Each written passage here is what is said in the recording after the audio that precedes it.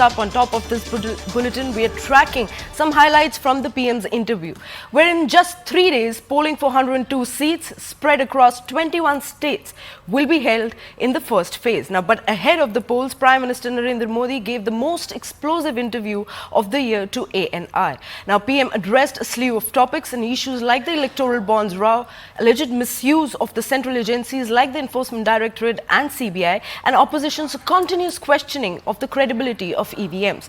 Now, attacking the Congress, PM said that Election Commission reforms were brought by the Modi government, and before that, those close to one family were made election commissioners who later got Rajya Sabha seats and ministries. Now, the PM also said that Congress knows that it will lose in the upcoming polls, and raising doubts about the EVMs is an excuse to explain their loss. Now, the opposition has also hit back at PM, accusing him of lying to the people of the nation.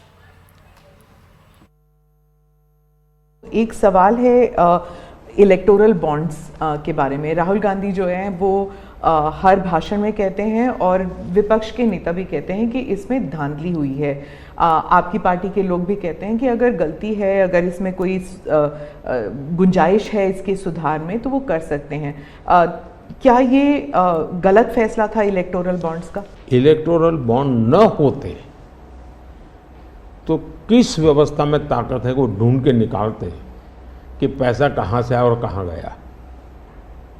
ये तो electoral bond की success story है कि electoral bond थे तो आपको trail मिल रहा है मनी का कि किस कंपनी ने दिया, कैसे दिया, कहां दिया।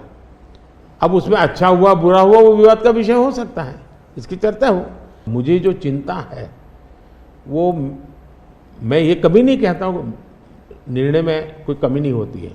निर्णय तो चर्चा कर सीखते हैं, सुधारते हैं, इसमें भी सुधार के लिए बहुत संभावना है।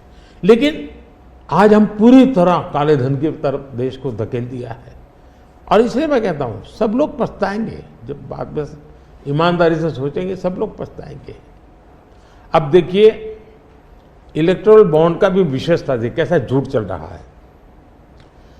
कुल देश में 3000 कंपनियों ने इलेक्टोरल बॉन्ड दिए हैं। उसमें 3000 में 26 कंपनियां ऐसी हैं जिन पर कार्रवाई हुई है।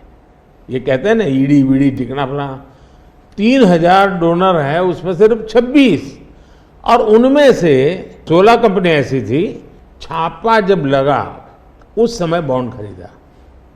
कोई जोड़ सकता है इसको?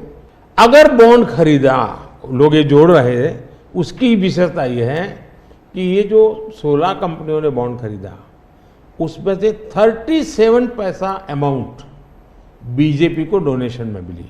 37, 63% बीजेपी के विरोधी पार्टियों को मिली। अगर आप नाम और तारीख को देखोगे तो आपको पता लगेगा कि जब उन लोगों ने इलेक्टोरल बॉन्ड दिया है उसी के एकदम बाद उनको या तो कॉन्ट्रैक्ट मिला है या फिर जो सीबीआई का उन पे इंक्वायरी हो रही थी वो हटाई गई है। तो ये प्रधानमंत्री पकड़े गए हैं, इसीलिए ये एएनआई को इंटरव्यू दे रहे हैं। मैं बता रहा हूं, सुनो, ये पकड़े गए हैं। ये दुनिया का सबसे बड़ा एक्सटॉर्शन स्कीम है और इसके मास्टरमाइंड नरेंद्र मोदी जी हैं। अगर आप उनकी आंखों में देखें, मैंने देखा नहीं है, मगर अगर आप उनके एएनआई के इंटरव्यू में उनकी आंखों में देखेंगे तो आपको वो झलक दिख जाएगी। देखिए, गलती से भी सच नहीं बोलते हमारे प्रधानमंत्री।